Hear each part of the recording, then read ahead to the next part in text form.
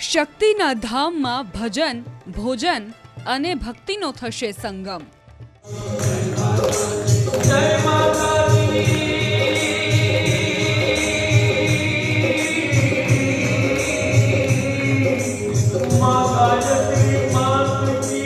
અગિયારસો ભક્તો ગુરુદેવ લાલ બાપુનું પૂજન કરશે। 115 ગામમાં ધુમાડા બંધ જમણવાર થશે, એટલે કે 115 ગામના માણસો જ નહીં, દરેક જીવ માત્રને ભાવથી ભોજન કરાવાશે।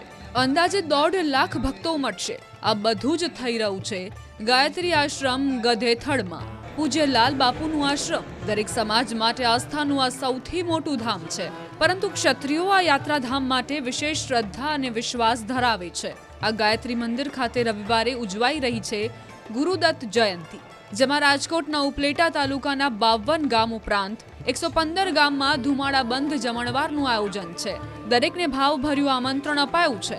115 ગામમાં રહેતા લોકોને તો ભોજન મળશે જ, પરંતુ આ તમામ ગામોની ગાયો માટે નીરણ, પંખીને ચણ, કૂતરાને લાડવા, માછલાને બુંદી અને કીડીને કીડિયારું પીરસવામાં આવશે। આ બધી સામગ્રી ગામે ગામ પહોંચવાની શરૂઆત કરી દેવાઈ છે। છેલ્લા 3 વર્ષથી ગાયત્રી આશ્રમ ગધેથડ ખાતે આ વિશેષ ઉજવણી થાય છે। મળતી માહિતી પ્રમાણે ગુરુ પૂર્ણિમા ચોમાસામાં આવે છે, આથી ભાવિક ભક્તોને ગધેથડ સુધી પહોંચવામાં મુશ્કેલી ન વેઠવી પડે એ માટે માગશર સુદ પૂનમના દિવસે ગુરુદત્ત જયંતિની ઉજવણી સતત 4થા વર્ષે થવા જઈ રહી છે। આયોજન પ્રમાણે ગુરુદેવ લાલ બાપુનું ગુરુ પૂજન સવારથી લઈને મોડી સાંજ સુધી ચાલશે। આ દરમિયાન ભોજન પ્રસાદ પણ મોડી સાંજ સુધી ધમધમતો રહેશે। આ વિશાળ આયોજનને લઈને ગાયત્રી આશ્રમ ખાતે દરેક સમાજના આગેવાનોની બેઠક યોજાઈ, જેમાં ધારાસભ્ય ડોક્ટર મહેન્દ્ર પાડલિયા અને પૂર્વ ધારાસભ્ય પ્રવીણ માકડિયા, લોક સાહિત્યકાર દેવરાજ ગઢવી પણ ખાસ ઉપસ્થિત રહ્યા હતા।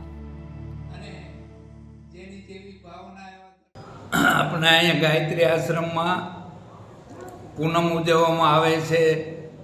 માગસર સુદ પૂનમ અને રવિવાર તારીખ 15/12 જે ગુરુદત્ત જયંતિ છે એને નિમિત્તે શિષ્યો ગુરુનું પૂજન કરે એટલે પૂજન પણ રાખવામાં આવેલું છે અને સાથે સાથે ભોજન પણ રાખવામાં આવેલું છે।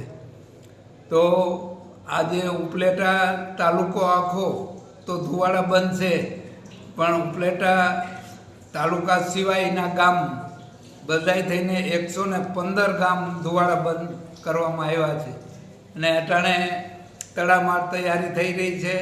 અટાણે જો મિટિંગમાં ઉપલેટા લગભગ અડધું ઉપલેટા અહીંયા આવ્યું છે અને તડામાર તૈયારી કરી રહ્યા છે બધી, અને 15 તારીખે બધા જેમ જાજા માણસો અહીં ભોજન કરે એ અમારી ભાવના છે। અને ધુવાડા બંધ એને કહેવાય એ ગામને કે જે બધી વસ્તુ થાય એને કહેવાય।